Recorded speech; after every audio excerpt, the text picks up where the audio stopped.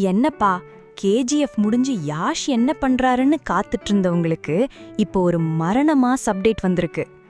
கீது மோகன்தாஸ் டைரக்ஷன்ல யாஷ் நடிச்சிட்டு இருக்க டாக்ஸிக் படம் சும்மா வேற லெவல்ல ரெடி ஆயிட்டு இருக்கு. இது ஏதோ சாதாரண படம் கிடையாது பாஸ். 1940 1970 வரைக்கும் கோவாவில் நடந்த போதைப்பொருள் கடத்தல் மற்றும் மாஃபியா கும்பல்களை பத்தின ஒரு தரமான ஆக்ஷன் த்ரில்லர்.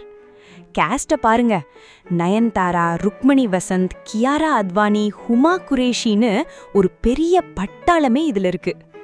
கேவிஎன் நிறுவனம் இந்த படத்துக்காக கோடிகளை கொட்டிட்டு இருக்காங்க. மெயின் மேட்டருக்கு வருவோம். சமீபத்துல சோஷியல் மீடியாவில் ஒரு உருட்டு ஓடிட்டு இருந்துச்சு.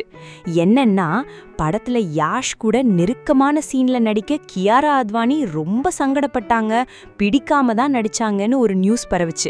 ஆனா கியாரா இப்போ இதுக்கெல்லாம் ஒரு எண்டு கார்டு போட்டுட்டாங்க.